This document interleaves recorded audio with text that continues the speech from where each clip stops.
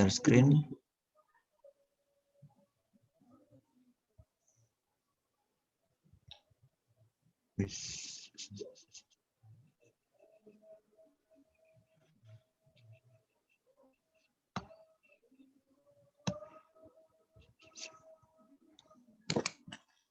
Oke teman-teman, sudah ada yang membaca slide-nya, materinya pada malam hari ini? Atau belum? Belum Pak, seharian ini. Belum, Pak. Nggak apa-apa. Oke, pada malam hari ini kita penuh, Pak.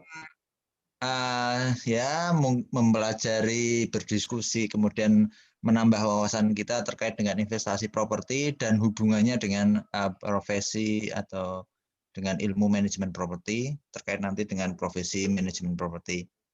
Oke, pada malam hari ini nanti ada beberapa sub pembahasan, yaitu ada 8. Bisa teman-teman lihat di depan di layar monitor mungkin, yaitu yang pertama adalah pengenalan tentang bisnis properti, kemudian nomor 2 terkait dengan properti residensial, properti komersial, properti industrial, nomor 5 adalah special purpose property.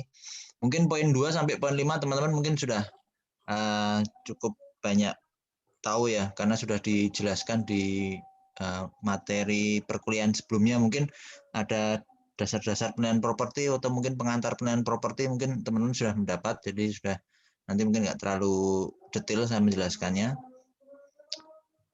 Kemudian di nomor 6 nanti ada kaitan dengan manajemen properti dengan investasi properti, ya kaitannya sih apa sih? Kemudian di poin 7 adalah analisis yang diperlukan dalam perencanaan manajemen properti. Ada 3, yaitu terkait analisis properti, analisis pasar, dan tujuan dari pemilik properti. Yang terakhir terkait dengan siklus pasar properti itu sendiri. Oke, yang pertama adalah pengenalan bisnis properti. Bisnis properti adalah bisnis yang bergerak di bidang kepemilikan harta, baik yang berbentuk tanah dan atau bangunan beserta sarana pendukungnya yang ada di dalamnya sebagai elemen yang tidak terpisahkan. Jadi di sarana di sini ya termasuk interiornya ya teman-teman. Nanti mungkin di halaman ada katakanlah ada playground apa-apa itu sebagai satu kesatuan yang tidak terpisahkan, maka itu ya, bisa dianggap sebagai satu bisnis properti. Intinya adalah di bisnis properti ini adalah kegiatan jual beli atau sewa menyewa, itu paling simpel lah, mungkin gampang dipahami oleh teman-teman lah. Jadi yang terkait dengan jual beli atau sewa menyewa suatu produk properti untuk mendapatkan keuntungan. Pasti di sini adalah semua orang pasti inginkan adalah ketika melakukan transaksi jual beli properti atau mungkin sewa menyewa properti, pasti kan yang dicari adalah capital gain-nya ya, atau gain ya, atau keuntungannya ya. Nggak mungkin lah jual rugi, kecuali kalau jual rugi itu dia BU ya, itu case tertentu ya.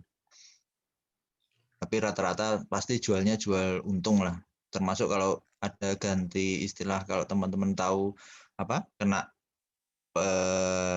proyek-proyek pemerintah itu kan ada istilah ganti rugi. Sebenarnya bukan ganti rugi tapi boleh dikatakan ganti untung ya.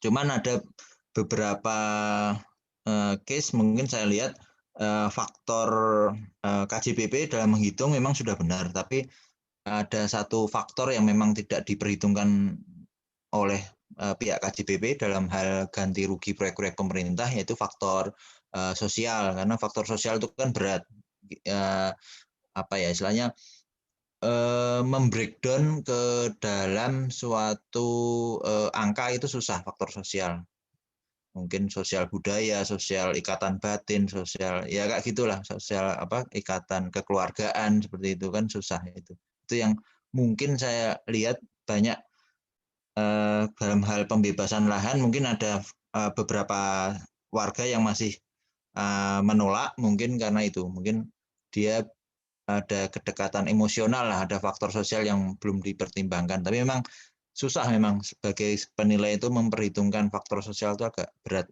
Mungkin kalau faktor yang lain sudah saya lihat kalau untuk KJPP itu dalam pembebasan lahan itu dia sudah bagus lah, termasuk pagar juga dihitung, kemudian ada tanaman juga sampai dihitung kan, tanaman-tanaman yang menghasilkan, kemudian dia di samping inilah propertinya itu sendiri. Oke, kita lanjut ke Nah, untuk bisnis properti yang paling banyak kita jumpai adalah tentang rumah dan perumahan. Nah, inilah makanya nanti potensi terbesar di bisnis bisnis properti maupun di manajemen properti itu adalah di Indonesia inilah terkait perumahan. Potensinya ya terbesar. Tapi kalau di luar negeri memang yang paling terbesar adalah terkait dengan residensial. Oke, kita lanjut. Mulai masuk ke properti residensial.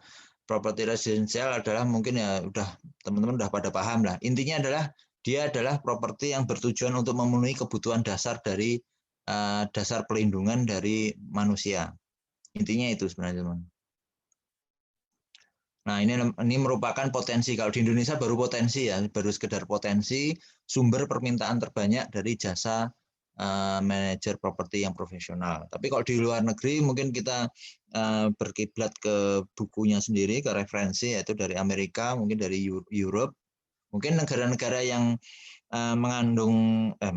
menganut apa sih namanya kiblat ekonominya berbasis Inggris, Amerika, terutama yang mohon maaf ya, mungkin negara-negara yang jajahan Inggris atau persemakmuran, kemudian negara-negara yang menganut sistem Amerika, dia mungkin sudah mengenal lah profesi manajemen properti ini atau ilmu manajemen properti ini udah lama. Karena memang basicnya kan kalau negara-negara persemakmuran kan ketika dilakukan penjajahan kan tidak serta-merta hanya dijajah, tapi dia juga menanamkan dasar-dasar ekonomi, dasar-dasar kesehatan, mungkin dasar-dasar sektor yang lain juga sama. Seperti itu. Jadi ini residensial, kemudian saya nggak perlu jelasin contohnya, teman-teman udah pada paham, jago-jago semua lah di sini. Oke, kemudian kita masuk ke properti komersial. Properti komersial itu apa? Di sini contohnya mungkin secara sederhananya bisa diberikan contoh adalah bangunan perkantoran, hotel, motel, kemudian adalah retail. Perkantoran itu bisa perkantoran yang 1 lantai, 2 lantai, 3 lantai, dan sampai yang mulai dengan high rise building. Nanti kalau perkantoran teman-teman mungkin sudah pada paham ya, mungkin di perkuliahan sebelumnya sudah diinfokan oleh dosennya kalau sederhananya sih gini, kalau perkantoran, kalau pokoknya nggak hanya perkantoran, kalau 3 lantai masih pakai tangga kan gitu simpelnya. Kalau udah mulai lantai ketiga, lantai keempat udah ya, dalam pengurusan IMB standarnya udah harus ada lift ya. Itu seperti itu, udah baku, itu udah standar baku lah pembuatan IMB nanti. Untuk tambahannya mungkin saya akan menambahkan di sini adalah yang lagi tren itu terkait dengan kondotel ya teman-teman. Jadi nanti selain ada hotel mungkin teman-teman udah mulai agak harus familiar lah dengan istilah kondotel. Kondotel itu biasanya dia terletak di daerah-daerah objek wisata yang turnover atau perputaran wisatawannya cukup tinggi, seperti mungkin di Bali, di Lombok. Kalau di Bali itu udah sering tuh. Saya dulu 3 tahun di Bali itu sering tuh mulai booming tuh tahun 2012-15 tuh mulai booming kondotel tuh di sana. Mungkin di sini kan ada teman-teman yang dari Bali ya. Oh enggak ada ya. Ada kondotel. Kondotel tuh apa sih? Kondotel tuh gini teman-teman. Jadi dia kan sebenarnya kalau harfiah katanya kan cuma kondominium dan hotel kan. Jadi di sini dia bentuknya kalau dari luar tuh mirip seperti flat atau mungkin apartemen mini lah. Ya apartemen lah. Tapi kan kalau kita ambil contoh di case di Bali ya teman. Kalau di Bali kan apapun propertinya itu kan tidak boleh melebihi pohon kelapa ya, tinggi pohon kelapa ya. Jadi dia bentuknya kalau dari luar dia seperti ya seperti inilah, seperti apartemen lah. Cuman yang membedakan adalah sistem pengelolaannya. Jadi kalau kondotel itu misal kita memiliki kondotel 1 tahun itu ada 365 hari. Mungkin dalam perjanjian itu katakanlah di depan itu nanti ada pengelolanya. Jadi satu gedung, satu hall gedung itu, satu keseluruhan gedung itu dikelola oleh seorang manajer properti yang dia nanti mungkin antar orang atau pemilik kondotel itu berbeda perjanjiannya. Jadi terutama untuk perjanjian terkait hak untuk stay, hak untuk tinggal di propertinya tersebut atau di kondotelnya tersebut. Katakanlah seperti ini teman-teman. Misal Mas di sini ada Mas Adril ya. Katakanlah Mas Adril punya kondotel di Bali, salah satu kondotel di Bali. Dalam 1 tahun kan ada 365 hari. Nah di situ nanti mungkin kesepakatan di depan di awal tahun atau mungkin di akhir tahun sebelumnya itu katakanlah Mas Adril ini berhak meninggali kondotelnya selama 25 hari katakanlah. Nah, yang 340 hari sisanya itu disewakan ke publik. Nah, untuk tarif itu satu gedung, satu apartemen, bukan apartemen, satu kondotel itu biasanya sama. Mungkin yang membedakan hanya mungkin view-nya ya. View-nya kemudian luasan itu standar lah seperti normal lah, seperti hotel lah seperti itu. Tapi kalau yang membedakan tuh yaitu tadi pemilik itu bisa mendapatkan hak untuk stay di kondotelnya selama 25 hari. Nah, nanti di situ nggak asal 25 hari itu sudah ditentukan rigid di depan, di perjanjian awalnya. Jadi 25 hari itu nanti harus detail, mau tanggal berapa, bulan apa, berapa hari itu harus detail. Jadi nggak asal. Jadi ketika Mas Adril punya kondotel di Bali, dia maksain apa? Dia maksain stay di kondotelnya itu nggak bisa dia. Jadi harus benar-benar sesuai jadwalnya itu. Kalau di luar itu ya terpaksa dia sewa kayak kayak ya kayak orang tinggal di hotel gitu. Sewa di hotel seperti itu atau enggak cari hotel yang lain. Jadi dia bisa hanya memilikinya sampai situ. Oh, mohon maaf teman-teman, anak saya rewel ya sebentar teman-teman. Mohon izin. Nggak apa-apa, Pak. Santai, Pak.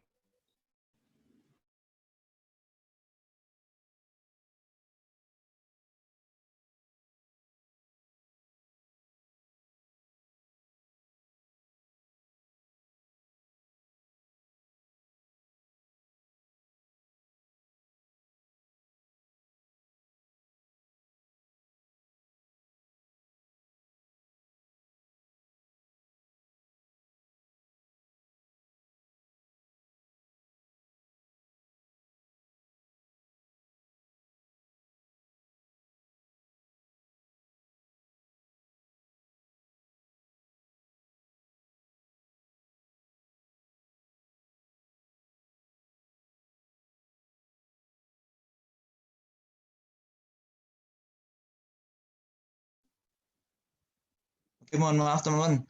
Saya cuma berdua sih di rumah jadi ya ngambil cuti makanya karena istri lagi ada annual meeting ya, ada meeting tahunan. Oke, saya lanjut lagi ya tentang kondotel tadi ya. Udah mulai paham tentang kondotel? Jadi perbedaannya mungkin di pengelolaan sama terutama di hak hak pemilik ya. Jadi ya mirip hotel, tapi kalau hotel kan pure murni apa? Pure murni pengelola dikelola, kemudian pemilik juga nggak tinggal di situ, nggak mendapatkan hak untuk tinggal di situ. Jadi bedanya sama hotel tuh kalau hotel mungkin dimiliki bisa satu atau mungkin sekelompok orang, tapi kalau kondotel itu tiap-tiap room itu bisa beda-beda orang. Ya satu orang bisa mengambil ya kayak apartemen lah, satu orang bisa mengambil lebih dari satu room kan, satu satu apa ya, ya satu kamar lah boleh dikatakan seperti itu. Pokoknya nanti kalau yang bikin kondotel tuh biasanya dia bikin kita lah 50 50 kamar. Ya 50 kamar itu harus ada laku terjual entah berapa sih nanti pemiliknya dan nanti kita bikin perjanjian nanti ada manajemen propertinya yang mengatur tentang hak-hak dan kewajiban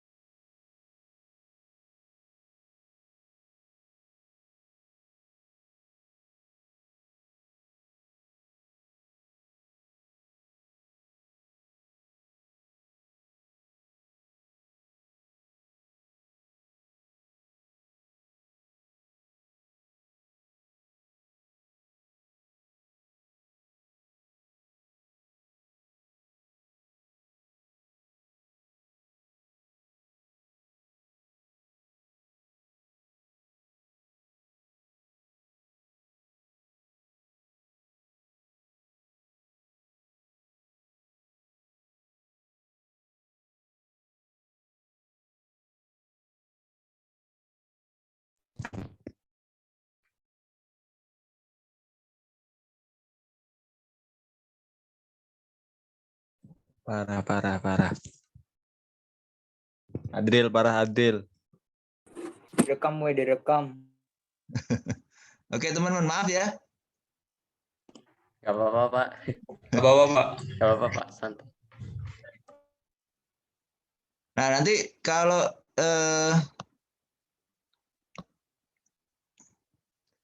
jadi nanti kalau misal hak si Mas Adril tadi nggak diambil, nanti oleh manajemen properti akan ditanyakan, Pak, ini mau disewakan atau memang dikosongin aja. Kalau memang disewakan, berarti nanti tarifnya sesuai tarif yang berlaku saat itu. Kemudian kalau memang tidak disewakan, berarti dikosongi. Kemudian nanti mungkin ada penawaran juga tergantung klausul di depan seperti apa. Ada yang dia perjanjian itu bilang kalau tidak dipakai berarti hangus ada. Kalau ada juga yang tidak dipakai nanti bisa dialihkan ke tahun setelahnya seperti itu. Tergantung perjanjiannya, teman-teman. Mungkin itu ya sekilas tentang kondotel. Tapi nggak tahu kalau teman-teman udah dijelasin oleh dosen yang sebelumnya sih nggak apa-apa. Saya coba mengulang karena yang properti komersial yang lagi booming itu terutama di objek-objek wisata besar sebelum pandemi ya, itu adalah kondotel seperti itu. Kemudian mungkin di properti industrial udah teman-teman udah pada paham ya, saya nggak usah terlalu menjelaskan yang ya mau isinya gudang, kemudian mau mix gudang dan pabrik atau full mungkin untuk kawasan industrinya. Nah untuk pabrik aja itu yang skopnya paling besar ya, kawasan industri yang besar biasanya isinya hanya pabrik-pabrik. Mungkin yang perlu teman-teman saya share pengalaman ke teman-teman, mungkin nanti kalau teman-teman di lapangan jangan tertipu dengan tampilan luar ya teman-teman. Jadi saya sering mendapati itu para pengusaha itu dia menyewa gudang, tetapi skat di antara tengahnya nanti dihancurkan ya. Jadi dari luar seperti gudang, dia seperti pergudangan lah seperti itu. Tapi di dalamnya tuh dia jebol, jadi bisa loss berapa unit yang dia miliki. Nah di situ dia bikin manufaktur industrinya dia seperti itu. Itu lebih ngirit karena untuk sisi pebisnis pengusaha dia lebih ngirit karena kan perizinan lebih murah. Kemudian nggak ada urusan limbah B3-nya juga nggak terlalu detail. Ya intinya seperti itulah, lebih ngirit lah seperti itu. Biasanya manufaktur yang kelas industri-industri yang kelas menengah ke bawah ya. Kalau industri yang dasar yang terkait dengan kimia, industri besar itu tetap dia harus bikin pabrik. Tapi industri-industri yang menengah ke bawah biasanya dia mengakalinya dengan nyewa gudang atau membeli gudang, nanti tengahnya dijebol lah seperti itu. Itu udah lumrah lah di dunia pengusaha, mereka lakukan seperti itu. Kalau ininya integrasi biasa lah, ini pengembangan industri, mungkin nggak terlalu saya terangkan di sini. Oke, untuk special purpose property ini contohnya mungkin kayak klub, resort, rumah sakit, teater, sekolah, universitas, ya mungkin bisa didekatkan. Intinya di sini tidak hanya untuk tujuan bisnisnya ya, tapi mungkin kategori termasuk dari karakteristik bangunannya, kemudian tata letaknya seperti apa, konstruksi istilahnya part-part atau mungkin bahan-bahan yang digunakan itu khusus, nah itu kategorinya termasuk dari special purpose property. Izin, Pak. Iya, Pak. Share screen-nya belum terlihat, Pak. Oh, share screen-nya belum terlihat. Sorry. Iya, Pak. Putus ya tadi ya.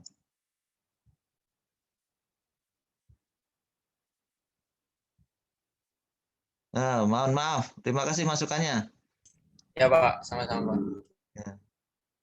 Kalau yang industrial sudah paham kan, walaupun share screen-nya nggak ada tadi, sama aja kan sebenarnya.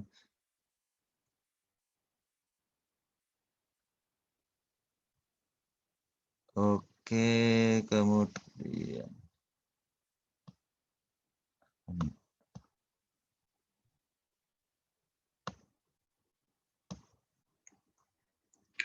nah untuk objek-objek khusus ini mungkin yang teman-teman sudah pada paham lah, saya nggak terlalu menjelaskan ya teman-teman di sini ya, sama aja nanti kaitannya dengan manajemen properti juga sama, kayak contoh kayak biasanya mungkin di luar konteks tempat ibadah ya, tapi di yang klub, resort, rumah sakit, teater, Kalau di kita mungkin teaternya masih rata-rata nginduk di properti komersial ya, katakanlah mall seperti itu. Tapi mungkin kalau di luar negeri dia terpisah sendiri, kemudian adalah sekolah, universitas, institusi pemerintah nih, ini terkait dengan bangunannya. Tapi yang jelas untuk klub, resort, rumah sakit, kemudian sekolah, universitas, terutama yang universitas swasta ya, kemudian jalan tol, airport, pelabuhan, dan atau mungkin pembangkit listrik itu profesi manajer propertinya kelihatan itu. Jadi kalau teman-teman perhatikan itu misal katakanlah ada pembangkit listrik tenaga PLTU lah, katakanlah PLTU di dekat teman-teman, atau mungkin PLTA, atau mungkin tenaga surya seperti itu ya. Itu teman-teman perhatikan, kalau orang-orang awam, orang-orang di sekitar taunya dia adalah itu, oh itu milik PLN seperti itu. Tapi kalau teman-teman sampai bisa masuk ke dalam, sampai bisa wawancara dengan pihak mereka, itu teman-teman nanti ketahui ternyata hampir semua pembangkit listrik, bukan hampir semua ya, semua pembangkit listrik itu dia ada manajer propertinya. Jadi memang ownernya adalah PLN, tetapi di situ ada semacam operatornya gitu loh. Boleh dikatakan operator lah seperti itu.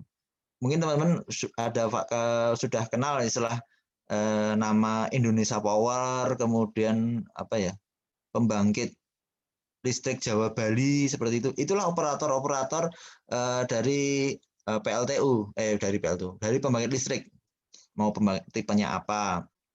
Nah, ownernya PLN. Nah, mereka ini operator. Nah, operator ini kalau di kita ya dari sisi ilmu manajemen properti ya, inilah operator itulah yang kita namakan operator pembangkit itu kita namakan manajer propertinya seperti itu. Sama sih Kak, jalan tol. Jalan tol itu kan orang taunya jalan tol punya jasa marga. Nah, itu bagi orang awam umum iya, tapi kalau kita bisa masuk ke dalam, kita lakukan wawancara, kita lakukan mungkin sampai pemeriksaan pajak, kita nanti tahu di situ, oh ownernya tuh sebenarnya ownernya itu hanya ini gitu. Owner jalan tol itu bisa orang pribadi loh teman-teman, jangan salah ya, nggak hanya ini ya, nggak hanya perusahaan ya jalan tol itu. Nah, nanti dia ada operatornya tuh, operator jalan tol. Nah, operator jalan tol memang di Indonesia mayoritas adalah jasa marga. Jadi image yang masyarakat dapat itu seolah jalan tol itu punya jasa marga, tapi belum tentu seperti itu. Airport juga sama. Kemudian pelabuhan juga sama. Klub, resort, rumah sakit. Nah, ini rumah sakit mulai booming nih akhir-akhir ini. Cuman karena ada pandemi dia cut di situ. Tapi sebelum pandemi mungkin hampir sekitar 5 tahun terakhir ya, mulai tahun 2014 akhir, 15 awal itu booming tuh rumah sakit. Rumah sakit tuh banyak investor yang masuk di situ, nanti operatornya dia gandeng operator rumah sakit yang ternama, katakanlah Siloam, itu kan brand image dari Singapura. Kemudian ada yang terkenal MICC, kemudian itu yang brand-brand rumah sakit bagus tuh. Itu seperti itu pola mereka. Sekolah juga sama, universitas juga sama, terutama yang swasta. Kalau negeri kan dimiliki oleh negara. Kemudian, oke, sampai sini ada yang mau ditanyakan dulu atau cukup jelas? Karena hanya review aja sih kalau poin 2 sampai 5 ini. Cukup jelas, Pak. Jelas, Pak. Oke, yang berikutnya adalah kaitan manajemen properti dengan investasi properti. Perlu dipahami dulu bagaimana praktek investasi yang berlaku dalam properti. Nah, dalam di sini kita harus tahu dulu nih sebagai seorang manajer properti, tujuan dari pemilik ini apa sih? Keinginannya apa sih terhadap properti yang mau kita kelola ini? Kita harus tanyakan dulu, benar Pak. Jadi tidak ada perubahan keinginan atau tujuan atau istilahnya ya, keinginan atau tujuan dari pemilik ketika nanti kita kelola tahu-tahu di tengah jalan dia berubah. Nah, itu memang harus ditekankan dulu, kemudian kita patenkan di akta perjanjian. Nah, perlu dikunci di situ. Nanti mungkin kalau di akta perjanjian itu biasanya kalau memang salah satu pihak melakukan bahan prestasi, dia harus mengganti rugi mungkin sejumlah materi. Ya, itu perhitungan materi ditentukan di kemudian hari oleh biasanya oleh oleh pihak-pihak yang berkompeten lah seperti itu. Nah, langkah pertama ada 3 langkah nanti yang perlu teman-teman ketahui, yaitu yang harus dilakukan, yaitu yang pertama adalah mengidentifikasi tujuan dari pemilik atau investor. Pasti ini seperti yang tadi saya jelaskan. Inginnya siapa sih? Inginnya si ownernya apa sih? Nanti kita kunci di perjanjian supaya dia di tengah jalan tidak tiba-tiba merubah ini. Kecuali kalau di klausulnya ada klausul force majeure ya, dalam artian mungkin ada bencana alam, jadi yang menyebabkan keinginan owner berubah setelah melihat kondisi propertinya akibat bencana alam. Kemudian yang kedua adalah melakukan analisis investasi. Ini adalah investasi yang paling dasar itu meliputi pasar, legal, dan sosial politik. Nah, di antara 3 analisis ini pengalaman saya yang paling penting itulah legal ya teman-teman. Jadi percuma kalau teman-teman sudah capek-capek melakukan analisis pasar, kemudian analisis sosial politik, kemudian analisis yang lain, tahu-tahu legalnya bermasalah. Jadi setelah kita pastikan dulu keinginan dari pemilik, kita kunci di perjanjian, kemudian kita pastikan dulu, kemudian kita pastikan legalnya, perizinannya seperti apa, kemudian status tanahnya seperti apa, kemudian IMB-nya ada apa enggak. Perizinan itu kan macam-macam ya, perizinan bisa terkait perizinan apa apa sih kayak properti itu kalau di komersial itu biasanya ada tingkat keramaian, kemudian perizinan limbah seperti itu, kemudian perizinan terkait dengan periklanan seperti apa. Yang jelas pastikan ini dulu. Nanti setelah ini beres, baru teman-teman bisa masuk ke aspek-aspek yang lain.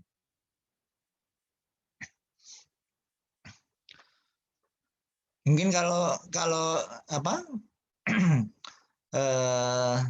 yang di slide ini mungkin teorinya mungkin bisa teman-teman baca sendiri ya. Saya coba garis besarnya penekanannya di mana itu aja. Oke, untuk yang langkah ketiga, langkah terakhir adalah memperkirakan cash flow selama masa kepemilikan atau holding period. Jadi teman-teman diminta biasanya oleh owner itu setelah mengajukan analisa semua, kemudian memperkirakan cash flow nanti yang kira-kira kita peroleh. Nanti kalau teman-teman tidak bisa membuat semacam cash flow, teman-teman bisa meng-hire profesional di bidangnya, mungkin penilai publik yang mempunyai kualifikasi penilaian bisnis ya, dan atau penilaian usaha. Nanti silakan teman-teman nanti bikin cash flow-nya. Nanti cash flow-nya itu bisa dibikin laporan, bisa mau semesteran, bisa mau tahunan, silakan. Nah, nanti dengan perkiraan cash flow ini nanti kita manajer properti dan owner bisa melakukan beberapa asumsi yang bisa memperkuat realisasi dari nanti perkiraan cash flow ini.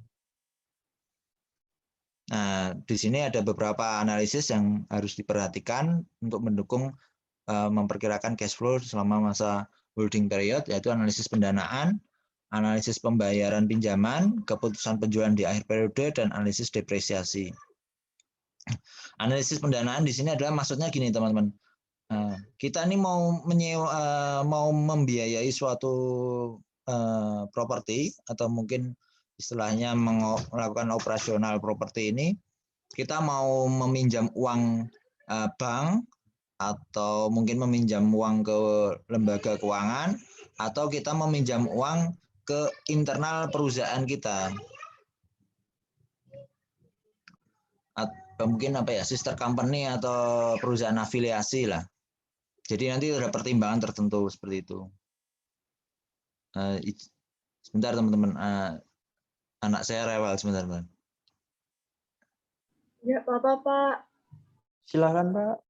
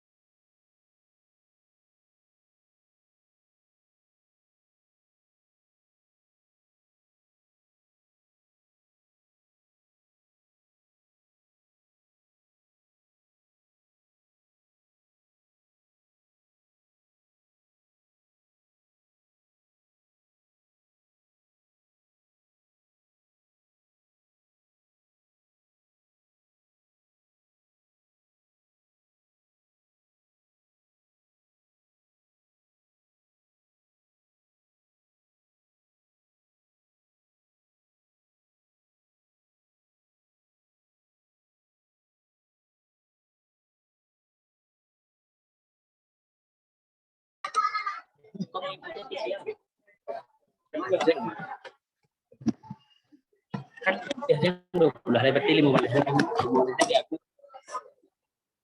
Iya nggak sih? Oke, mohon maaf teman-teman. Saya lanjutkan ya teman-teman.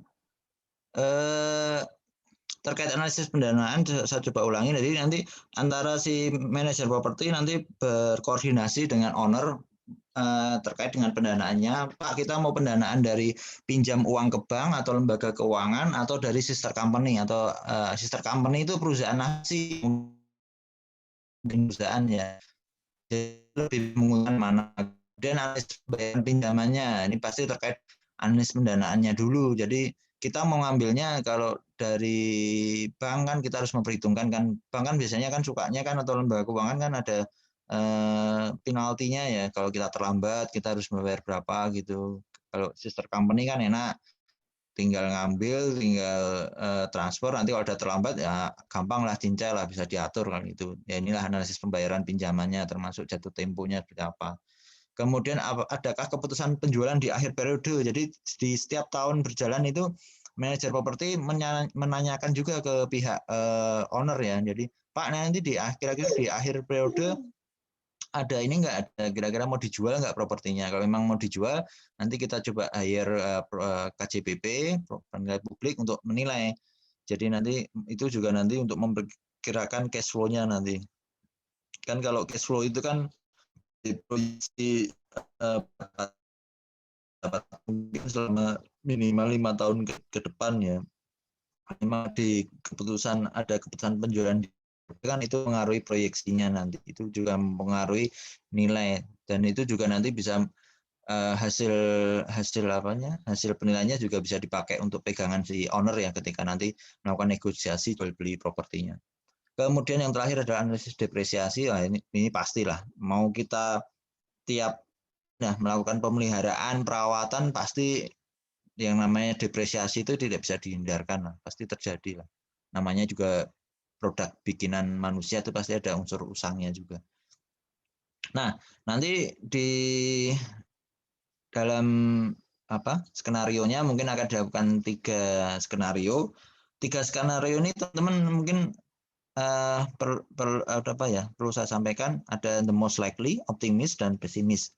Nah, skenario ini di dunia bisnis sudah lazim digunakan ya teman-teman, terutama untuk teman-teman pengusaha dalam membuat laporan keuangan. Jadi nanti jangan heran kalau ada istilah laporan keuangan itu kalau di dunia usaha ada 3 ya memang iya. Dulu saya pertama kali kerja di pajak pas modernisasi lah. Kalau dulu kan saya kan masuknya ke kantor PBB kan pertama kali, kemudian dimodernisasi mulai belajar tentang sisi perpajakan, tidak hanya PBB. Waktu itu saya diinformasikan oleh senior, jadi ada kakak kelas yang bilang itu udah biasa di dunia bisnis itu laporan keuangan. Nah, kemudian mungkin ya terkait dengan analisis terkait investasi itu dibikin 3 biasanya, the most likely, optimis, dan pesimis. Nah biasanya yang diberikan ke perpajakan itu yang pesimis. Nah tapi kalau perusahaannya itu udah TBK, listrik itu pakainya optimis, nggak berani dia. Agak agak sopan, ya agak patuh lah. Kalau perusahaan-perusahaan TBK itu. Nah, the most likely ini biasanya mereka simpan itu hanya untuk menjaring investor. Biasanya perusahaan-perusahaan tertentu biasanya dia mengeluarkan laporan keuangan atau analisa-analisa yang the most likely-nya itu hanya untuk kalangan investornya dia.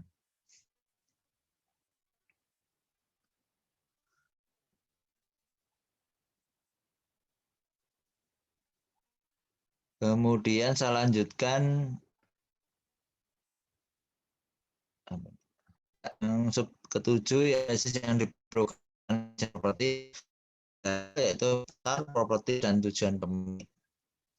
Pasar apa sih? Pasar mungkin teman-teman udah pada jago lah di teman-teman dapat ilmu tata ruang kota nggak? Ada mata kuliah tata ruang kota nggak teman-teman? Belum, belum Pak. Belum, Pak. Belum ada, Pak. Otonomi Belum ya? wilayah dan Baru kota, ekonomi Pak. wilayah perkotaan, Pak. Beda sama tata ruang kota ya? Beda, Pak. Belum. Kayaknya nggak tahu, Pak. Oh, tapi kalau ekonomi kewilayahan itu hanya belajar tentang ekonomi suatu wilayah, kemudian melakukan analisanya, apa sih yang menyebabkan peningkatan seperti itu? Apakah seperti itu? Ya, Untuk belajar struktur kota juga, Pak. tata ruang. Enggak spesifik ininya, Pak. Tata ruang kotanya. Oh, jadi teman-teman, ilmu tata ruang kota nanti itu salah satu ilmu yang untuk mempertajam analisa teman-teman terkait dengan analisa pasar ya. Di situ nanti teman-teman bisa mempelajari detail lah terkait dengan mungkin apa faktor-faktor apa sih yang menyebabkan pasar properti mungkin nilainya segini, kemudian kenapa yang properti ini nilainya lebih tinggi dari yang ini, kemudian yang ini lebih rendah dari yang ini, itu disitulah di tata ruang kota lah nanti. Itu kan mempelajari macam-macam ya, mungkin detail perkotaan, detail mempelajari suatu wilayah lah seperti itu. Dulu kalau saya pernah dapat waktu kuliah dulu di kampus itu kita dihadapkan untuk melakukan semacam analisa ya terhadap suatu wilayah kelurahan biasanya gitu. Jadi kelurahan itu berapa? Ya biasalah kayak demografi, kemudian kita analisanya dulu dosennya itu minta detail sampai jumlah tiang listrik, jumlah tiang telepon, jaringan listrik, jaringan telepon, jaringan PDAM, seperti apa, kemudian sisi apa ekonominya, mungkin ada pom bensin, mau itulah seperti itu dulu kalau nggak salah, saya lupa ingat dulu. Jadi itulah makanya di sini kalau di sini disebutkan di slide mungkin ada analis itu semua informasi yang terintegrasi termasuk informasi wilayah rinci tentang area lokasi spesifik, tren ekonomi utama dan pengaruhnya. Nah ini di tata ruang kota nanti kalau teman-teman nanti dapat mata kuliah ini dapat semua ini. Mungkin tren ekonomi utama dan pengaruhnya itu mungkin makroekonomi ya. Kalau makroekonomi nanti apa mungkin teman-teman juga sudah dapat atau belum ya, saya kurang tahu. Tapi kalau tren ekonomi utama itu biasanya belajar tentang makroekonomi lah itu. Kemudian analisis properti list, kemudian ada analisis kualitas ruangan, kemudian kondisi fisik, analisis perbandingan, analisis biaya. Analisis di sini taking new property ini maksudnya gini teman-teman. Ketika suatu manajer properti istilahnya apa ya boleh dikatakan perjanjian dengan suatu owner atau sebuah owner, dia nanti memberikan opsi, Pak, kita mau tetap mempertahankan properti yang sudah ada ini atau kita mau menghancurkan, nanti kita bangun baru, atau kita geser, kita mungkin beli properti yang lain yang masih satu area di sekitar areanya itu. Jadi nanti ada 3 opsi. Nanti kita lakukan beberapa semacam kajian. Nanti termasuk biayanya berapa. Kalau Pak kita tetap mempertahankan seperti ini, mau nggak mau kita harus melakukan pemeliharaan atau mungkin renovasi, karena kan konsepnya kan Bapak inginnya seperti ini atau Ibu inginnya seperti ini, kita harus melakukan rebranding atau rebranding baru. Kita akan dengan kondisi atau mungkin tren yang ada saat ini, atau mungkin kita hancurkan dulu, kita bangun lagi sesuai kondisi tren saat ini, atau kita coba properti yang sekarang ini ya kita diamkan dulu, kita coba beli properti yang sebelahnya yang masih satu mungkin ya inilah satu area lah. Itu beberapa pertimbangannya. Kemudian sebentarnya.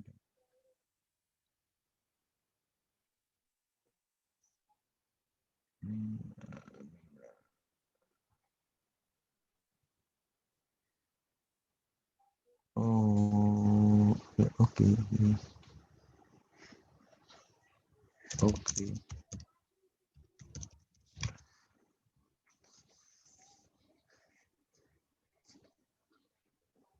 Oke, terkait dengan analisis kuantitas dan kualitas ruang, termasuk di sini adalah tentang size, layout. Itu penting ya teman-teman. Nanti sebagai manajer properti itu sebisa mungkin kita mendesain ruangan atau membuat ruangan layout itu nanti yang kita sewakan ke tenan itu sebanyak mungkin space yang bisa kita sewakan lah seperti itu. Jangan sampai kita membuat layout atau mengatur layoutnya itu mengurangi space yang nanti bisa kita sewakan ke ke tenan, karena basic sewa nanti basisnya adalah meter persegi. Mungkin di kota-kota besar di Jakarta sudah menganut sistem luar negeri yaitu square feet ya, dia feet per kaki. Kalau udah biasanya ada transaksinya tinggi, turnovernya tinggi di situ, transaksi sewanya tinggi, biasanya enggak per meter persegi lagi, tapi square feet lagi, udah sesuai standar internasional seperti itu. Kemudian kondisi fisiknya, ya interiornya seperti apa, eksteriornya seperti apa, ya sama lah. Nanti mau dibikin seperti apa, atau mungkin dilakukan renovasinya seperti apa, nanti juga dipertimbangkan juga koordinasinya dengan owner. Kemudian analisis perbandingan di sini adalah keunggulan kompetitif. Nah, di sini kita harus tahu nih posisi properti ini mau masuk ke pasar apa gitu loh. Maksudnya pasarnya tuh segmen menengah ke bawah, menengah atas seperti itu. Kemudian kita harus tahu nih kompetitor kita nih, keunggulan kelemahan mereka apa sih? Keunggulan kita apa? Kelemahan kita apa? Jadi nanti dari situ nanti kelihatan itu nanti mulai terbentuk harga biasanya. Jadi kalau teman-teman perhatikan kalau di Jabodetabek ada beberapa high risk building tuh yang menetapkan sewanya segini. Oh, dia berani sewa segini kenapa? Kita coba lihat. Oh, ternyata dia fasilitasnya go green building, kemudian mungkin brandnya terkenal atau gimana, atau mungkin fasilitas aksesibilitasnya bagus lah. Itu mungkin itulah yang menyebabkan nanti tiap-tiap properti yang ada manajemen propertinya itu nanti harganya bisa berubah berbeda-beda walaupun satu area, itu karena mereka punya keunggulan masing-masing, kelemahan masing-masing. Kemudian terkait dengan analisis biaya, nah ini adalah terkait dengan staff dan supply macam-macam ya, karena staff kan karyawan kita ya, jadi pengelola gedung ya, halusnya sih pengelola gedung. Manajer properti itu bahasa halusnya itu operator atau mungkin pengelola gedung lah seperti itu. Itu dia kan memiliki staff yang untuk mengurusi segalanya, itu harus kita analisa lah biayanya, biaya gajinya, biaya tunjangannya, kemudian mungkin ada terkait dengan supply persediaan di sini. Supply persediaan di sini paling sederhana kalau teman-teman perhatikan, kalau di gampang ya, paling gampang saya kasih contoh mungkin di hotel ya. Kalau teman-teman pasti kan pernah nginep di hotel, itu kan ada kan aqua, jangan merek, minuman mineral, kemudian ada tisu, kemudian ada apa ya, semacam alat mandi ya yang bisa teman-teman kadang-kadang kalau iseng-iseng kalau sudah selesai mungkin dibawa pulang buat kenang-kenangan atau sandal. Nah, itu kan sebenarnya supply ya. Itu kita harus sebagai manajer properti kita harus perhitungkan dan mungkin bisa melakukan efisiensi terkait hal itu. Itu contoh sederhananya teman-teman. Kalau di kantor saya kemudian karena kantor bersama, pengelolaan supply juga dihandle oleh si building management atau manajer properti lah. Building management kan skop paling kecilnya manajer properti ya. Di situ mungkin kalau di kantor saya itu terkait dengan isu toilet, kemudian pewangi ruangan, kemudian terkait dengan terkait dengan sabun yang ada di toilet, mungkin sabun yang ada di wastafel, itu kalau tidak salah disediakan oleh building management. Building management itu kan bagian kecil dari manajer properti ya. Kalau manajer properti kan skopnya lebih luas lagi. Kemudian analisis tujuan pemilik. Nah, ini adalah tujuan perusahaan dan institusinya maunya seperti apa. Nah, di sini adalah ada tujuan pemerintah. Nah, tujuan pemerintah ini harus kita ikuti ya teman-teman, mau nggak mau, karena dia pemerintah ini adalah hal yang paling mendasar lah, karena pemerintah ini kan regulatornya lah yang punya kewenangan membuat peraturan lah. Jadi sebisa mungkin tujuan perusahaan, tujuan owner mau ownernya perusahaan maupun individu harus kita sesuaikan nih dengan tujuan pemerintah. Pemerintah maunya apa nih untuk properti di daerah itu? Misal katakanlah, oh properti daerah itu konsepnya untuk ini wisata kelas menengah atau mungkin menengah ke bawah atau mungkin menengah atas ya mau nggak mau kita ikuti. Kita harus ngomong ke owner, Pak, ini tujuan Bapak maunya apa? Kalau pemerintah, tujuan pemerintah maunya seperti ini, kita harus menyesuaikan dan nanti dicari win-win solutionnya seperti apa. Jadi nggak bisa berdiri sendiri, nggak bisa berjalan sendiri. Pemerintah maunya seperti ini, owner maunya seperti ini, ya itu pasti kita lah pasti yang kalah, owner pasti yang kalah. Di sini adalah tambahannya adalah mainly adalah untuk profit oriented, ya, dan mencari celah dari penerapan tarif pajak internal atau lintas negara.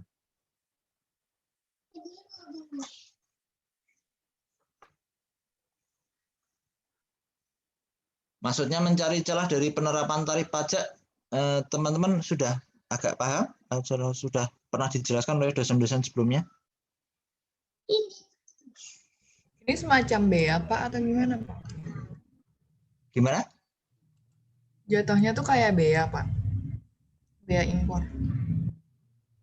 Oh, bukan. Jadi gini, teman-teman.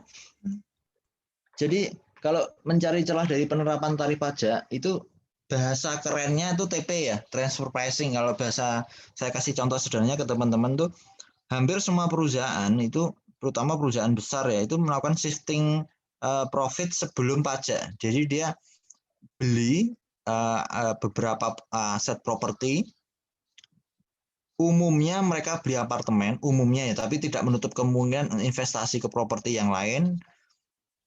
Nanti ketika dia beli properti, nanti dia atasnamakan dia sendiri, atas nama. Tapi nanti di PPJB-kan ke para pemegang saham, biasanya seperti itu.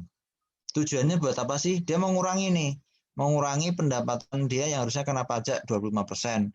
Dialihkan sebagian, kan otomatis kan lumayan tuh kalau pajak properti kan paling cuman dia pembeli kalau di daerah kalau nggak salah setahu saya itu udah nggak tahu ya, tapi tiap-tiap daerah beda ya sekarang ya. Jadi dulu 5% dulu ya, tapi nggak tahu sekarang tiap-tiap daerah kan kebijakannya beda. Paling dia dapat tarif pajaknya kan lumayan tuh, dari yang harusnya kena uang itu katakanlah 1 juta, kena tarif 25% kan. Nah, 1 juta sebelum kena tarif 25% itu di shifting sebagian, misal katakanlah 500.000, berarti kan yang kena 25% kan tinggal 500.000 aja. Yang 500.000 dia suntik investasikan ke properti. Umumnya mereka main ke apartemen umumnya.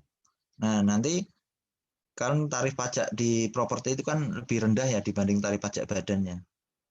Nanti kalau teman-teman lebih yakin, coba teman-teman perhatikan kalau misal ada apartemen di sekitar rumahnya, coba teman-teman perhatikan itu. Ya enggak hanya 1 malam deh, ya selama seminggu lah perhatiin aja. Itu kalau apartemen itu udah penuh, udah katakanlah oleh pengelola itu apa? Dia bilang, Pak, apartemennya atau Mas, Mbak, apartemennya udah penuh, nggak ada lagi yang dijual atau seperti itu. Tapi teman-teman coba lihat, pasti ada banyak itu lampu-lampunya nggak dinyalakin. Nah, lampu-lampu yang nggak dinyalain itu biasanya aset-aset properti dari perusahaan-perusahaan itu biasanya. Karena udah lumrah lah di dunia perusahaan itu dia mainnya seperti itu. Jadi untuk cari tarif yang lebih murah. Sama kalau lintas negara juga sama juga. Misal perusahaan Singapura kemudian investasi propertinya di kita seperti itu, dia cari pajaknya sih lebih murah mana sih? Bahkan kalau itu udah levelnya udah agak meningkat dikit nih. Jadi gini, dia melihatnya kan tahu tarif pajak properti di Singapura rendah dibandingkan dengan tarif pajak badannya. Tapi kalau tarif pajak propertinya di Indonesia lebih rendah daripada di Singapura, kenapa saya why not gitu loh, saya investasikan properti di Indonesia dengan nanti pakai sistem nomine kan, biasa kan sistem nomine kan biasalah di dunia notaris kan notaria ya kayak itulah di dunia hukum lah, hukum perdata itu kan biasa kan nomine itu. Mungkin kalau teman-teman yang sudah pernah di Bali atau mungkin asli Bali mungkin paham lah terkait nomine itu.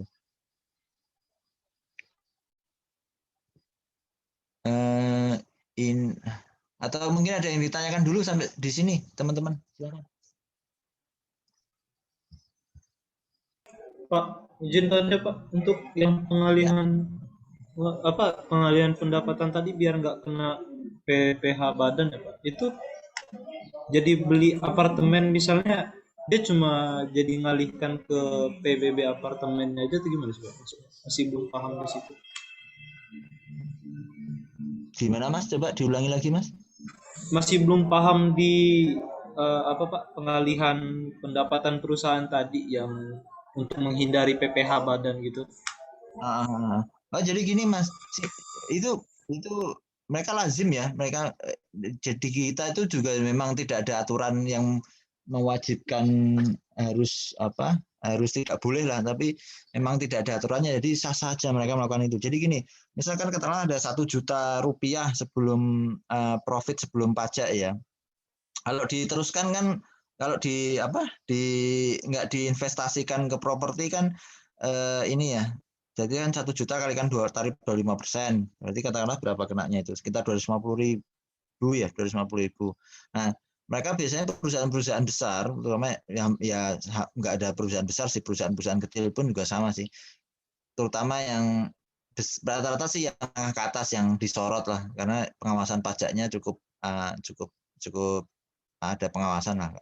Itu biasanya dia shifting tuh sekitar ya nggak harus setengahnya sih, dia semaunya dia semau si konsultannya. Jadi itu pun konsultan juga sudah koordinasi dengan owner juga biasanya seperti itu, mau katakanlah kalau contoh gampangnya setengahnya aja, berarti kan 500.000, katakanlah 500.000 dia investasikan ke properti, yang 500.000 nanti sisanya itulah yang kena tarif 25%. Nah, 500.000 nanti jadikan aset tetapnya dia, jadi surat-suratnya atas nama dia, tapi di belakang layar itu di notaris biasanya dia bikin PPJB itu, pengikatan tuh.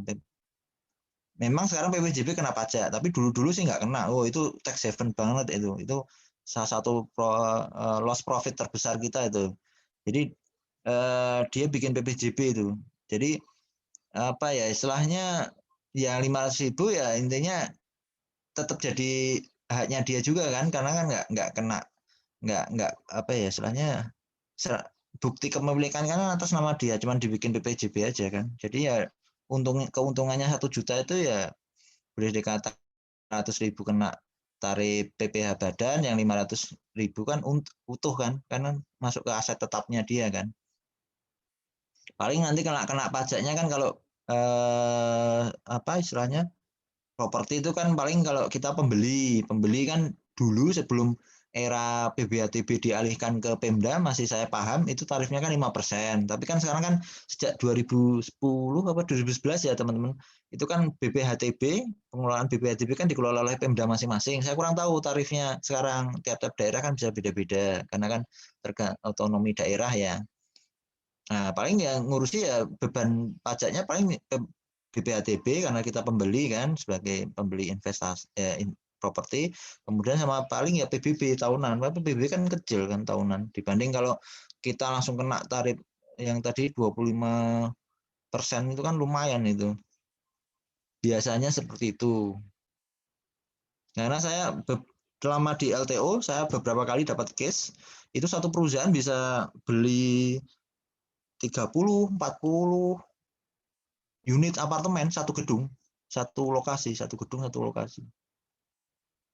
Mau apartemen yang kelas menengah ke bawah, atau mungkin kelas menengah, atau mungkin kelas atas dia beli. Kalau kelas atas rata-rata dia belinya ya 3, 4, mungkin ya 5 lah. Tapi kalau kelas menengah dia bisa sampai 20, bisa sampai 30. Kalau kelas bawah ya bahkan mungkin lebih besar lagi gitu. Makanya saya awalnya bingung nih, kenapa nih mereka sini tersana. Setelah konsultasi dengan teman-teman yang sudah berpengalaman, oh dia modelnya mainnya seperti itu. Itu memang tidak dilarang, mereka bilang seperti itu. Itu memang apa ya, soalnya trik mereka, dan itu memang tidak dilarang di perpajakan kita. Memang kita harus jeli sih di situ. Oke, paham Pak. Terima kasih Pak. Ya, sama.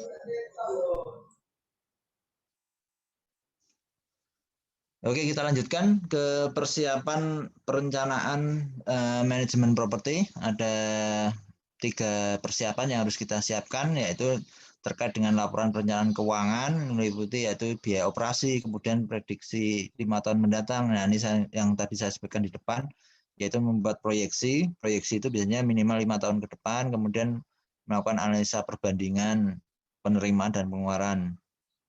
Terkait dengan biaya operasi ini, benar-benar kita harus memperoleh semua informasi yang terkait ya dibutuhkan untuk membuat suatu anggaran ya. Jangan sampai ada informasi yang miss. Kalau ada informasi yang miss nanti takutnya biaya operasinya tidak mencerminkan kondisi realnya. Kemudian proyeksi, prediksi 5 tahun mendatang kan ini kan proyeksi. Nanti teman-teman kalau sudah mempelajari penilaian bisnis, penilaian usaha atau penilaian ATB, nanti ada salah satu metode yang digunakan dari 3 metode kan pendapatan, kemudian pasar sama aset ya. Kalau penilaian properti kan cuman biaya, pasar sama pendapatan ya. Kalau bisnis kalau kan pendapatan sama pasar. Nah, di tan itu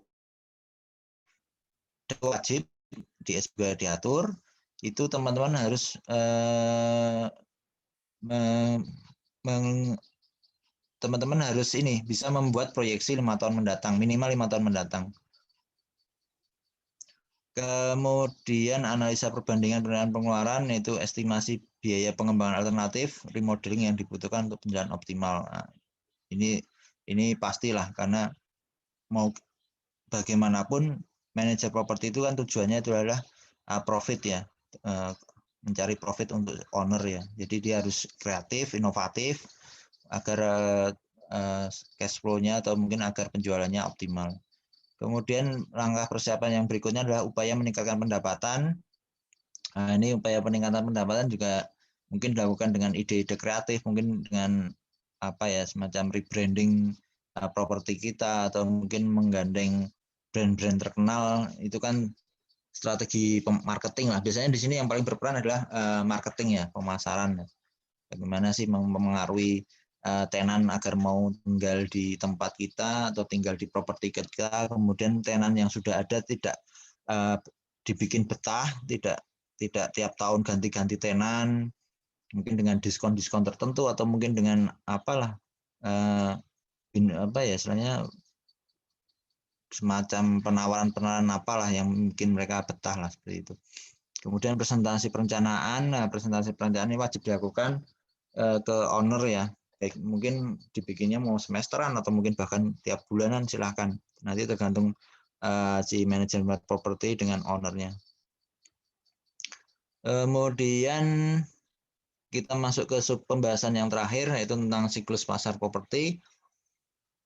Kalau siklus pasar properti mungkin teman-teman bisa baca aja sendiri, tapi saya penekannya di sini ya teman-teman. Saya bikinin kalau teman-teman kan baca 3 slide ini mungkin agak masih bingung ya, tapi kalau teman-teman saya coba sederhanakan pakai grafik ini aja lah.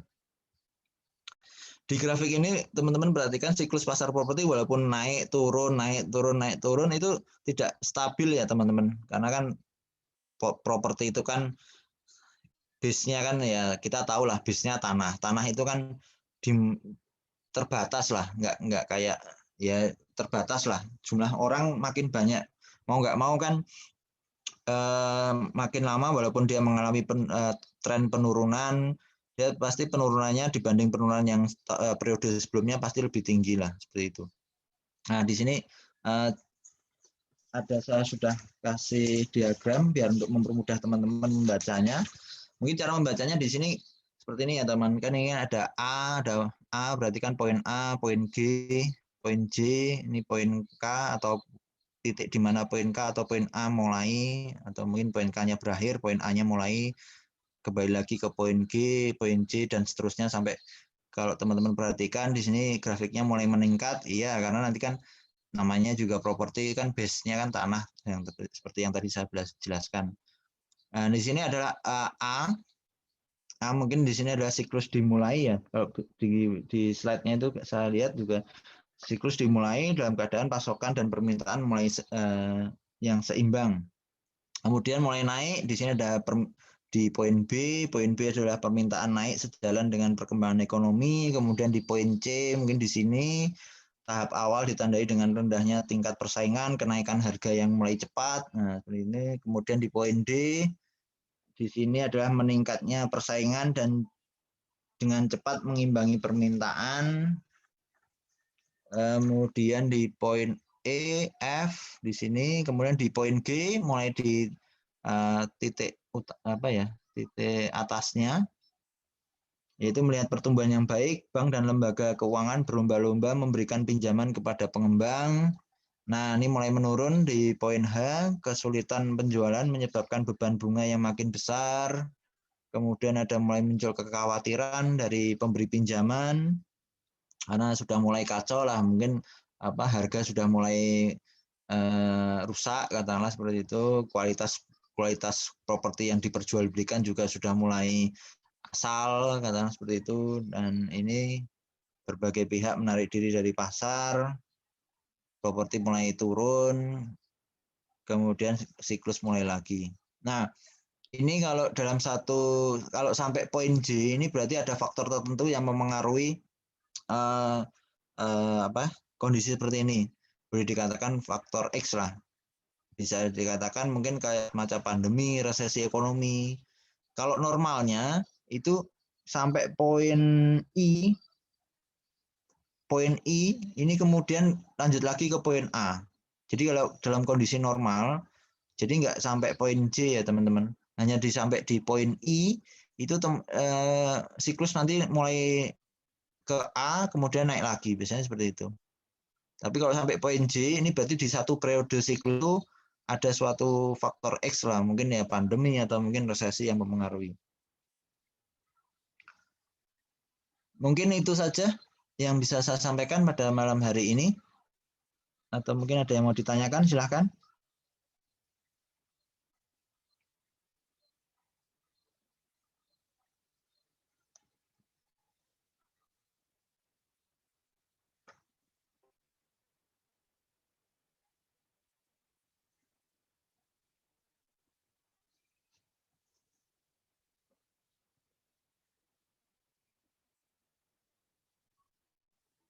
Ya, silakan teman-teman. Kalau ada yang mau ditanyakan, didiskusikan, boleh terkait penilaian, boleh. Sebisa saya nanti saya coba bantu jawab. Pak, izin bertanya Pak untuk Ya, persiapan perencanaan manajemen itu.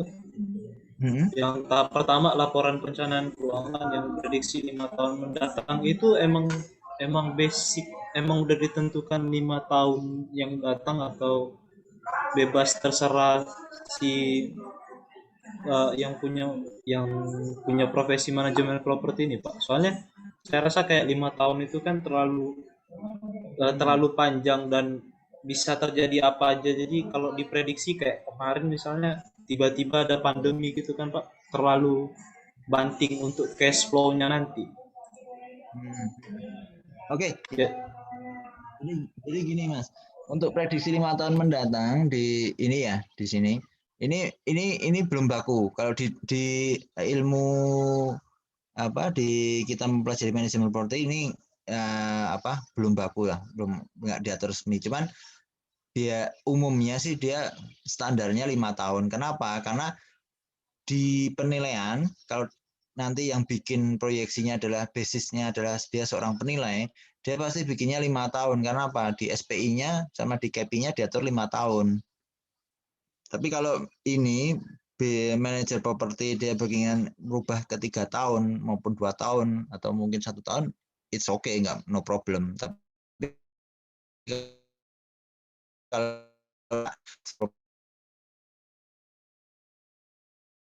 seperti tak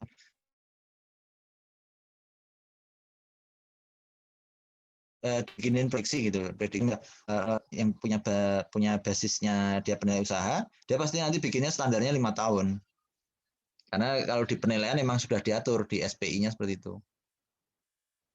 Tapi kalau yang membuat proyeksinya ini, prediksinya ini pure murni dari seorang manajer properti yang dia belum ada apa istilahnya background penilaian bisnis, nggak masalah dia bikin 1 tahun, 2 tahun, 3 tahun, 4 tahun nggak masalah.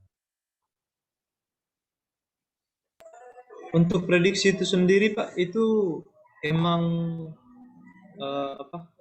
Ada cuma untuk tersedia satu plan aja atau memang betul-betul prediksi? Kayak ada kemungkinan terburuknya gimana atau ada misalnya ada isu-isu gimana gitu Pak untuk 2 tahun atau 3 tahun mendatang itu mempengaruhi prediksi juga nggak, Pak? Jadi prediksinya itu cuma dibikin satu proposal lah boleh dibilang seperti itu ya. Jadi dia membuat prediksi juga nggak ngasal Mas. Jadi kalau kita berbicara dalam skop penilaian ya, kalau dalam ini kan saya bicarakan dengan skop penilaian dulu. Kalau kita bicara dengan skop penilaian, biasanya kita tuh melihatnya historinya dulu, histori minimal 3 tahun terakhir. Itu sejelek-jeleknya atau mungkin bahkan kalau bisa sampai 5-10 tahun itu lebih bagus. Nanti dari histori laporan keuangan, kemudian iklim bisnisnya, iklim sosial politiknya itu seperti apa, kemudian banyak faktor lah di situ. Kemudian untuk inflasi, kemudian untuk pinjaman, terus rating negara kita itu kan juga mempengaruhi. Itu nanti kita hitung semua, nanti bisa keluar itu prediksinya untuk beberapa tahun ke depan. Nah, standar di penilaian biasanya pakainya 5 tahun. Tapi kalau di manajer properti dia biasanya bikinnya satu, tetap dia juga memprediksi dari histori laporan keuangannya, kemudian apa yang sudah terjadi sebelum-sebelumnya lah. Nanti kan dia kalkulasi di situ, nanti dia bikin prediksinya ke depan. Yang jelas kalau bikin prediksi biasanya satu sih, proposalnya hanya satu. Kalau tapi nanti di bawah biasanya dia sebutkan ada force major ya. Kalau pada kondisi force major itu beda lagi. Karena kan biasanya kan nature bisnis itu kan nggak jauh-jauh. Jadi kalau nggak ada force major itu kan iklim bisnis, iklim usaha itu kan stabil ya. Ya makin lama makin meningkat dikit-dikit lah, tapi nggak yang drastis seperti roller coaster naik turun itu pasti jarang lah terjadi, kecuali memang di historisnya itu pernah ada mungkin katakanlah kalau di Indonesia itu biasanya yang paling berpengaruh itu iklim pilpres itu biasanya seperti itu, karena kan nanti tergantung presidennya kan kebijakannya apa, itu mungkin harus dipertimbangkan juga seperti itu. Oke Pak, terima kasih Pak penjelasannya. Ya, sama Mas.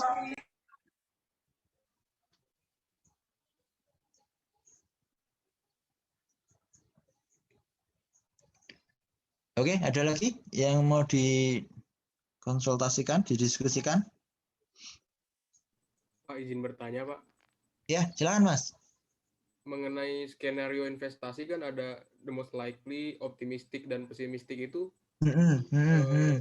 dilakukan tuh benar-benar pure berdasarkan analisis dari manajer properti itu sendiri atau mempertimbangkan keinginan dari investornya atau ownernya gitu, Pak. Karena kan kalau kita membuat laporan keuangan kan biasanya harus harus lurus gitu, Pak. Harus sesuai dengan analisis yang ada dengan teori atau dengan metode yang ada gitu, Pak. Atau faktor-faktor lain tuh ada pertimbangan nggak, Pak, dalam analisis cash flow itu, Pak? Makasih, Pak. Ya. Jadi gini, kalau bikin analisa seperti ini, investasi and the most likely, optimis, pesimis, itu biasanya dia manajer properti itu sudah koordinasi dengan owner biasanya. Jadi dari owner itu memberikan data-data primer yang dia punya, kemudian dari manajer properti, kalaupun manajer propertinya masih baru itu dalam artian dia masih baru mendapat penugasan lah seperti itu. Dia pasti histori dari propertinya seperti apa sih, kemudian data-data primer dari owner seperti apa sih. Nanti kita coba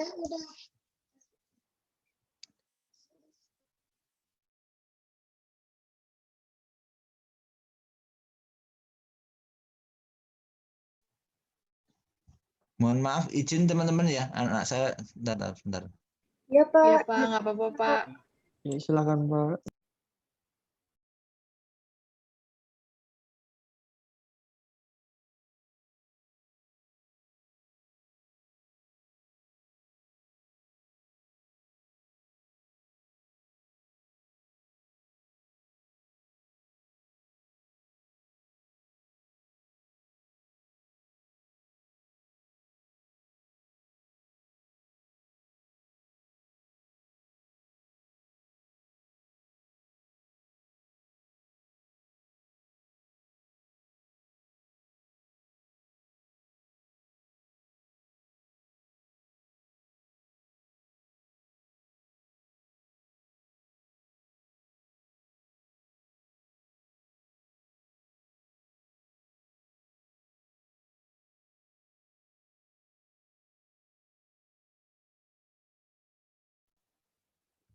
Oke, mohon maaf teman-teman.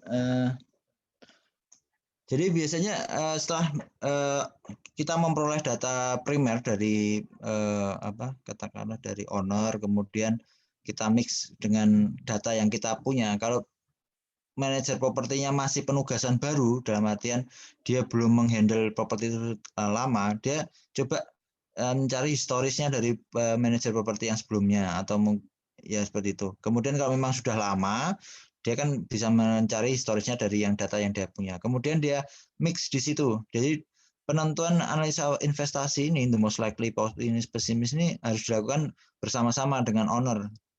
Jadi di sini nanti kita duduk bareng, data kita compile, kita lakukan semacam ya inilah pembahasan. Nanti biasanya yang membedakan itu adalah terkait dengan persentase apa istilahnya mungkin katakanlah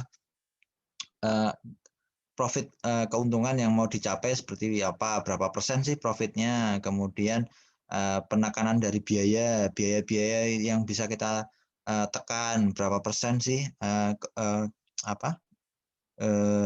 minus biayanya yang bisa kita tekan lah. Berarti kan ada efisiensi di situ. Kemudian terkait dengan mungkin pinjaman mungkin bisa kita carikan pinjaman dari pihak-pihak afiliasi atau mungkin sister company seperti itu.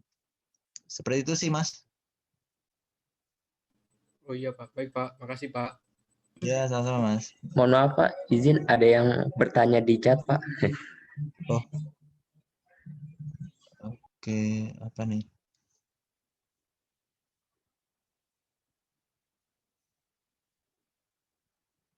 Oh, apartemen ya. Oke, apartemen. Bagus, pertanyaan bagus. Ini minggu lalu. Pertemuan sebelumnya di kelas sebelumnya juga ada yang bertanya. Kemudian saya jelaskan juga. Kalau apartemen, kalau saya pribadi lebih prefer ke residensial ya. Karena dia itu kan konsepnya tuh sama sebenarnya kayak perumahan, kayak rumah Mas, Mbak. Jadi bedanya kalau perumahan kan tujuannya sama ya untuk apa sih? Hak dasar kita untuk berlindung lah, istilahnya apa? Papan lah, kan ada papan, sandang, pangan apa istilahnya gitu. Jadi sama aja sebenarnya konsepnya. Yang membedakan hanya kalau perumahan, rumah itu kan dia tapak ya. Itu kan terutama yang tapak. Tapak kan tahu kan istilah tapak yang landed use, landed house itu. Dia menyebar ke samping kanan, kiri, depan, belakang ya kayak perumahan biasa lah. Tapi kalau apartemen ke atas tujuannya sama, konsep fungsi utamanya juga sama. Jadi kalaupun nanti ada yang bilang, oh itu kok apartemen kan bisa dianggap komersil seperti ini karena bisa disewakan. Itu mulai tren saat ini ke sini, mulai tren saat ini ke sini. Karena apa? Sama konsepnya kayak perumahan. Rumah kan ya bisa disewakan, bisa diperjualbelikan. Kan sama kan? Apartemen juga sama kan? Karena kenapa image-nya seolah-olah apartemen komersil karena banyak perputaran sewa menyewanya lebih tinggi dibanding perumahan.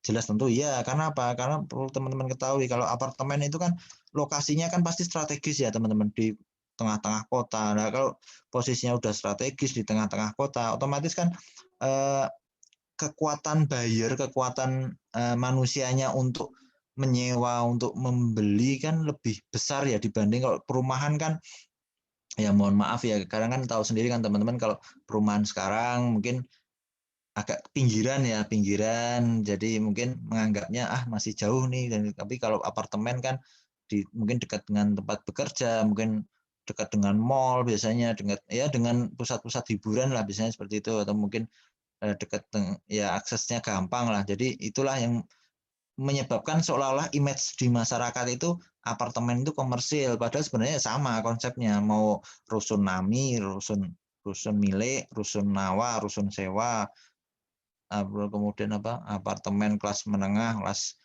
menengah bawah, menengah atas itu sama sebenarnya, konsepnya sama ya, sebenarnya rumah gitu loh, cuman dia bedanya hanya ke atas gitu loh, high rise building lah seperti itu. Kalau yang lain-lainnya misal ada IPL-nya, perumahan pun ada IPL-nya juga. Kalau teman-teman mungkin yang sudah tinggal di perumahan kan memahami kan ada iuran lingkungan, sama iuran. Cuman mungkin kalau di apartemen IPL-nya juga lebih besar karena kan ya namanya juga lift, kemudian mungkin lobi juga harus tetap dijaga bagus, kebersihan juga harus dijaga bagus, kemudian ya itulah lebih cost-nya lebih tinggi lah kalau IPL di apartemen lah, karena ya semakin tinggi juga service charge-nya juga semakin mahal kan. Itu aja sih. Seperti itu Mas, yang tanya tadi lewat chat ya. Mungkin apakah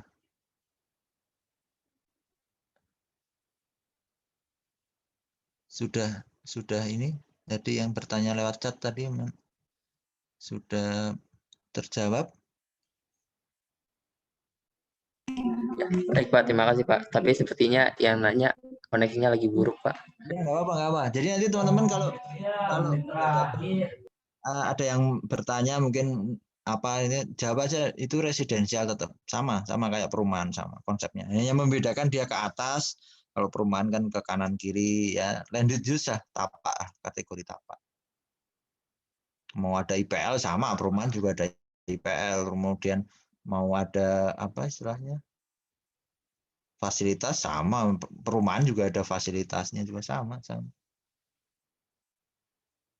Itu kan hanya untuk mengakomodir tanah yang semakin susah di perkotaan, kemudian masyarakat perkotaan kan pinginnya kan serba cepat ya Mas Mbak, jadi pinginnya tuh kerja kemudian nyampe tempat tinggal untuk istirahatnya juga nggak jauh kan, seperti itu kan konsepnya kan, seperti itu awalnya apartemen itu berdiri. Jadi pinginnya tuh cuman kalau bisa ya tempat kerjanya ya sampingan sama tempat tinggalnya, atau bahkan mungkin tempat kerjanya di bawah, tempat tinggalnya apartemennya di atas, ada yang seperti itu kan, ada yang kayak kategori super blok kan biasanya seperti itu, atau super blok lah, atau CBD biasanya seperti itu.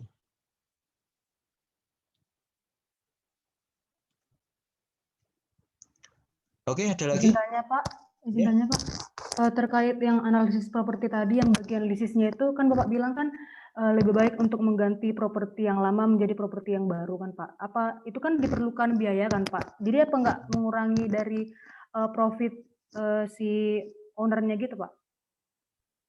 Oh ya, kan ini kan dia gini Mbak. Jadi si manajer properti itu ketika dia dapat penugasan awal, dia kan melakukan survei dulu kan ke propertinya kan. Kita survei dulu, lihat dulu kondisi fisiknya, kondisi legalnya yang jelas pertama, kemudian fisiknya, kemudian situasi lingkungannya seperti apa sih, macam-macam lah. Ya terkait analisa pasarnya lah, detail pasarnya seperti apa. Nah nanti dari situ kita memberi masukan nih kepada si owner nih, Pak, kondisi properti Anda itu seperti ini, kemudian pemerintah maunya tuh tujuannya untuk area ini tuh seperti ini. Nah, kalau saya 3 rencana, katakanlah kita teruskan, tetapi mungkin banyak harus dilakukan renovasi besar lah, boleh kan seperti itu, atau mungkin cukup renovasi kecil juga bisa dibikin semacam plan seperti itu. Kemudian plan yang berikutnya, atau mungkin kita hancurkan aja Pak, kita bikin baru, ada plan lagi seperti itu. Di tiap-tiap plan itu pasti ada, kita ngelampirin detail cost-nya juga. Jadi nanti si owner itulah yang memutuskan dia seperti apa sih yang hendak dia jalankan. Oh, dia juga harus melihat cost-nya juga kan. Kemudian apa yang terakhir, opsi yang terakhir biasanya, Pak, bangunannya kita diamkan dulu aja lah, kita coba akuisisi bangunan sebelahnya yang mungkin ini nggak terlalu banyak perawatan atau nggak terlalu banyak renovasi, cost-nya segini. Itu juga pertimbangan juga. Jadi nggak harus kaku, oh kita harus inilah hancurkan, kita bikin baru, nggak, Mbak. Jadi kita sebagai manajer properti itu sebisa mungkin komunikatif lah dengan si ownernya, kita buka, kita data kondisinya, kita juga, Pak, kondisi di lapangan itu seperti ini, kondisi properti Bapak seperti ini, tujuan dari pemerintah konsepnya seperti ini. Nah, ini mungkin inilah plan-plan yang kami coba sampaikan ke Bapak dulu atau mungkin ke Ibu supaya Bapak Ibu mengetahui bahwa apa nih yang mau kita jalankan, mau kita tetap seperti ini, renovasi kecil, atau tetap seperti ini, pakai renovasi besar, atau kita hancurkan dulu, kita nanti bangun baru, atau kita diamkan properti ini, atau dengan catatan kita mengakuisisi properti yang sekitarnya di situ, tapi nggak terlalu jauh, seperti itu. Seperti itu sih, Mbak. Berarti tergantung propertinya ya, Pak? Keadaan propertinya. Tergantung ownernya. Ya. Karena kan terkait kalau pinjaman di awal itu kan nanti yang nanggung owner ya. Jadi nanti kalau Mas Mbak nanti di soal, nanti di pertemuan 4 kan sudah mulai masuk hitungan. Nanti hati-hati ya, terutama dari kemarin pengalaman, bedakan antara pinjaman yang ditanggung oleh owner sama pinjaman yang ditanggung oleh manajer properti ya. Nanti kalau ditanggung oleh owner itu pinjamannya tidak bisa dibebankan ke mana? Ke laporan keuangan manajer properti. Tapi kalau pinjamannya diambil oleh manajer properti untuk operasional, mungkin ya untuk operasional lah, itu baru bisa dibebankan. Oh iya, baik, Pak. Jadi nanti jangan dicampur. Iya.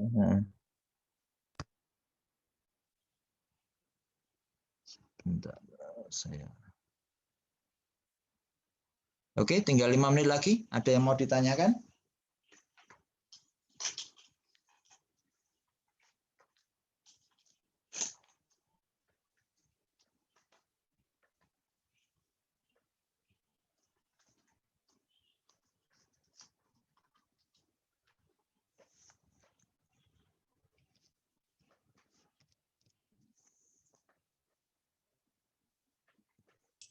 Untuk portal apakah sudah beres, Pak? Yang gimana? Tadi katanya. Yang portal absensi, Pak. Oh, sudah aman, sudah. Ya, baik, Pak. Oke. Penting itu, Mas ya. Percuma kita bertemu gini, kalau portalnya belum diurusin, nah itu kerugian besar itu.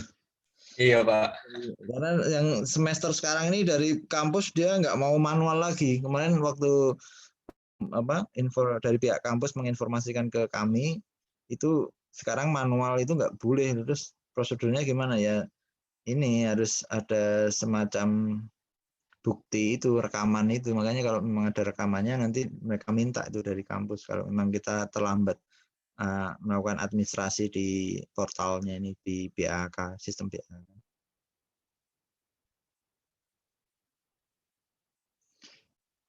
Oke, ada lagi yang mau ditanyakan sebelum diakhiri? Tinggal 4 menit lagi kalau di waktu saya. Nanti untuk latihan soalnya terserah teman-teman mau ada latihan soal terkait materi P2 atau mungkin enggak. Saya tergantung nanti kesepakatan dari teman-teman. Kalau dari Dosko sih pinginnya tiap pertemuan habis itu ada semacam latihan soal pilihan ganda 20 soal lewat GCR ya. Tapi kalau saya sih enggak harus setiap pertemuan. Yang penting teman-teman ini memahami lah materinya lah, karena kan ya apa ya, saya sih nggak harus orang memahami itu dinilai dengan apa ya, dengan angka ya gitu. Cuma nanti kalau memang di RPS-nya tertulis harus kuis, di situ ya mau nggak mau teman-teman harus kuis. Kemudian pas di ujian ya mau nggak mau saya nilai ujiannya gitu. Tapi nanti nggak harus sih kalau saya sih. Nanti kalau di kelas lain mungkin ada yang mereka bilang tiap pertemuan main pro habis itu ada semacam latihan soal apa-apa itu ya silahkan. Kalau saya sih nggak harus setiap pertemuan ya. Nanti kalau memang masih ada waktu kita coba, kalau memang nggak ada waktu ya udah nggak usah.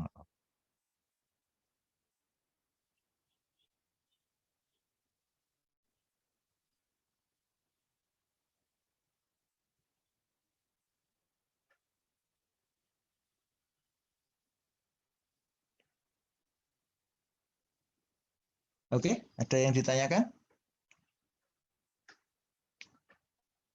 Sepertinya cukup, Pak. Cukup ya? Oke. Ya.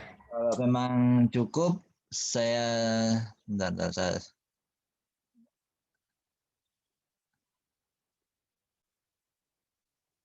Oke, kalau memang cukup, saya akhiri pertemuan pada malam hari ini. Mohon maaf bila ada penyampaian saya yang kurang berkenan, kemudian ada kata-kata yang kurang berkenan bagi teman-teman semua. Mohon maaf. Billahi taufiq wal hidayah. Assalamualaikum warahmatullahi wabarakatuh. Selamat malam, selamat beristirahat, dan tetap jaga kesehatan ya teman-teman. Siapa? Waalaikumsalam. Terima kasih, Pak. Terima kasih, Pak. Sehat selalu, Pak. Terima kasih Bapak. Satu lagi teman-teman, boleh saya nanya? Boleh, Pak. Boleh, Pak. Pak. Perkuliahan selama Ramadan sudah ada info belum dari pihak kampus? Saya juga belum diinformasikan dari pihak kampus. Apakah tetap atau mungkin ada perubahan tertentu? Belum ada informasi soal Belum ada info, Pak. Gimana, Pak?